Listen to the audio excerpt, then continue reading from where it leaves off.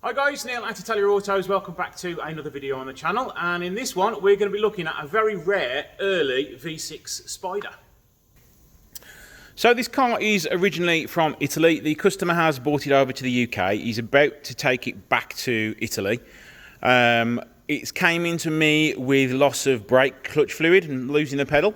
I have just changed the clutch slave cylinder, which is all the way underneath there. So you've got to take the coolant bottle out, the pipes, disconnect a lot of the wiring loom, and then you can eventually get to that. So that's all been done now. But I thought I would do a little video on this car because I've never seen one before. So it is the early V6 engine, which I don't think they were ever made in the UK. So this is a super rare car for me to see. So let's get it up in the air and give it a quick once over. Now, as always, I like to start at the back. From my initial thoughts, as I was taking it up on the ramp, it's actually pretty tidy. You can tell it's not spent much of its life in the UK by how good a condition everything is underneath. Normally, a Phase 1 GTV would have had some welding done to it, but other than some bad jacking, it's not that bad at all. The front plates are a little bit crusty. Subframe's got a few light spots of rust on it, and so have the wishbones and things like that. But generally, this is what you guys are always talking about when you live in another country, about how much better they hold up. I mean, for what is a 23-year-old car, if not more than that, I'm working my maths out right. It's in very good shape indeed. Yeah, it could do with some little bits of TLC in the corners there, but other than that, it's fairly solid. And even the spring pans are in really good condition. Exhaust, let's just check for leaks because they're common for rusting. A little bit crusty around there where they normally go, but that's not too bad at all. Again, they normally rust along here, not too bad at all again. The bushes aren't in the best of condition. That one's a little bit better, but the one on the other side is worn out. Front exhaust pipes, they're okay, nothing wrong with those at all. Right, onto the engine now. We are going to have some brake fluid dripping down. I do need to still clean that off, so that isn't oil, it's all brake fluid that's been dripping down. There is a little hole on the drive shaft gaiter, so the customer is going to want to get that sorted out. The brake discs are a little bit crusty, but with some use I'd imagine they'd clean up a little bit, but I would have probably advised to get those changed sooner rather than later. Again, because they're quite pitted. Let's have a look at the rear brakes now, which you can't actually see too well. Let's get to the other side instead. From what I can tell, they're not too bad, they're not too old. We do have a coolant leak.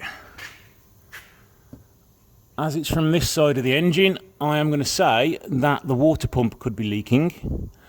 I'm going to have another look from the top of the engine, but you can't see in there too well at all to see where the water's going to be coming from. No, can't see any more at all. So yeah, we'll have a look at that from the top and see if you can see where that coolant is coming from. Let's just check the back of the radiator just to see if it's not coming from there. No, that looks okay, so it's definitely from the engine.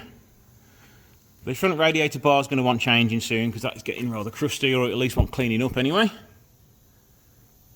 Now this is the earlier incarnation of the GTV. It is a little bit easier to work on because the coil packs are at the side of the engine rather than on each coil, so it's much easier to take apart. Now this engine, I don't ever think it was in the UK in this form, so to me it's a super rare car. I've never worked on an engine on this in the GTV, so yeah, it's a rare one for me. It's still got the EGR valve on the back. I do believe the next generation of this engine had the EGR as well, but they did do away with that in '98. It does appear that it's just as sort of awkward to work on as the newer versions of it. Now, as to the water leak, I've had a little look just, and I can't see where it's coming from, so I would assume it's going to be the water pump behind these covers.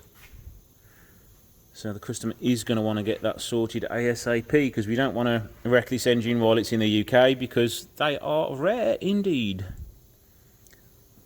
So let's get it outside in the snow, and let's have a look at how well it's holding up on the exterior and the interior. So what a lot of you are probably asking is, how does it sound?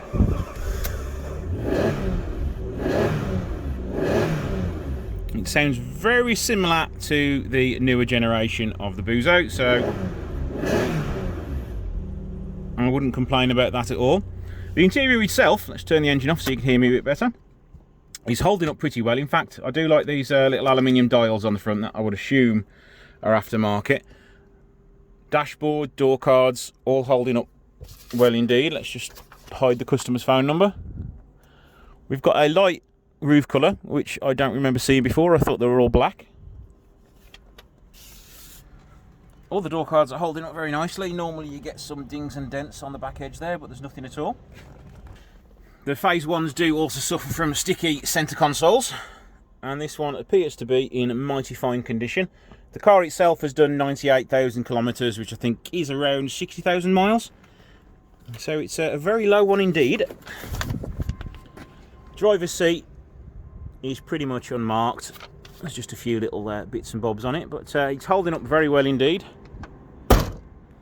So it was -5 here last night, so it's rather cold at the unit this morning, so I am wearing my gloves and thermals. The Spider itself is actually really nice condition. It looks as though it's on its original paint, which hasn't faded or started any lacquer peel or anything. The alloy wheels are in good condition. It's got 4 good tyres on it. Could do with a good polish though, because it's got quite a few grazes in it. Roof's in mighty fine condition. Normally you find stitching brakes around here and around here. The rear screen, the Velcro is all still in pretty nice condition, and it's still see-through. Don't know what they are on the rear bumper. I thought there might be a quick release for the rear bumper, but I don't know. So I'm sure the customer will fill me in about that. So there we go, that is the early GTV. It's nice to see a rare car on UK roads. We can let this one go back to the owner now. So thanks for watching. Don't forget to hit that subscribe button and the like button, and I'll see you in the next video.